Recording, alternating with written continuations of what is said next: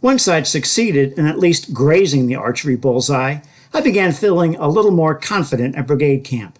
That is, when I wasn't near the two scariest places at the campground, the playground and the lake. I like playgrounds. They were familiar and mostly friendly back in the city. Oh, a friend might send you into a butt dive on the seesaw, but it was all in good fun. I had no fun in the playground at camp. First, there were no monkey bars, which were my favorite piece of playground equipment. Second, the playground was surrounded by fields of some sort, and out of those fields came mice, dozens of them every evening during free time.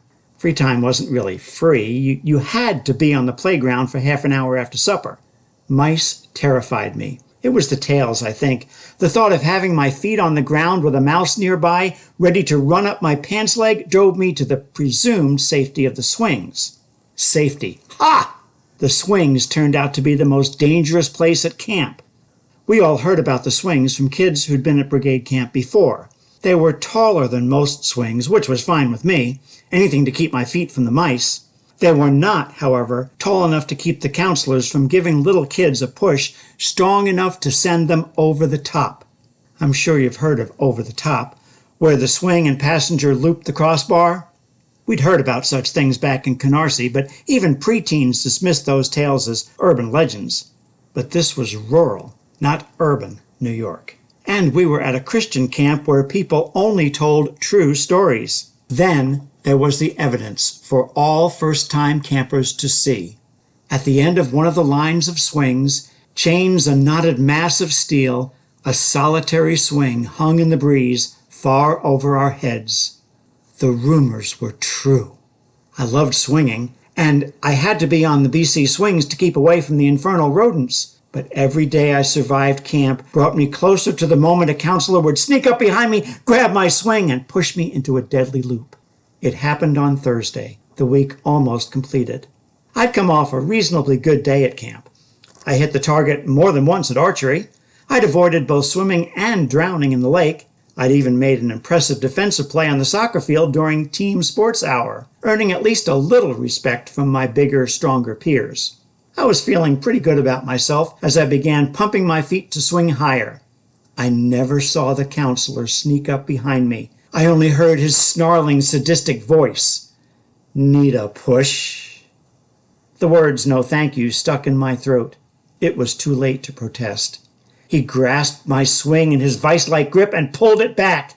Then, having gained the attention of every camper on the playground, he gave me a mighty push. I swung higher than I'd ever imagined, but no more than an inch or two above the horizon as viewed between my shaking feet. As I descended, I heard the laughter of every experienced camper and every counselor. I'd been duped. No one ever went over the top.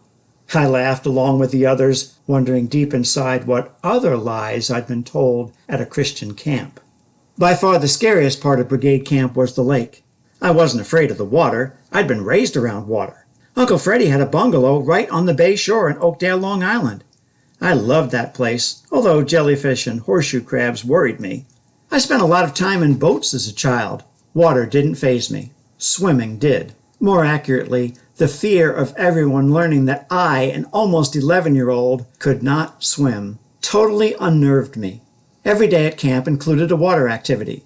As with skill building, you had to choose one. Refusing to admit beginner swimming was the correct choice. I had to decide between intermediate swimming, advanced swimming, and diving. Concluding, after far too little deliberation, that diving would be the least embarrassing to a non-swimmer, I chose it. The rhyming similarity between diving and dying escaped me. I would be a diver. Logic indicates that diving and swimming are closely related. At Brigade Camp, the relationship would be thus. The diver walks to the end of the dock, where the water is deep, dives in, and here's the key point I'd missed. Swims to the shore or to the ladder on the side of the dock. I can't say for sure that I never thought of the swimming part.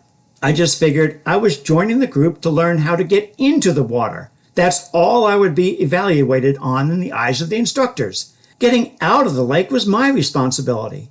I wouldn't be judged for it, so it didn't matter how I did it. My primary means would be to dive in and then hold my breath while I simply walked underwater to the shallows. I kept the idea of rescue by lifeguard as my backup plan. I never did learn to dive, or swim for that matter. The first day we lined up to be tested on our swimming ability. I positioned myself at the back of the line, and we ran out of time. I would be tested on Tuesday. On Tuesday, just before water sports, I got violently ill. Stomach cramps, intestinal distress, the works.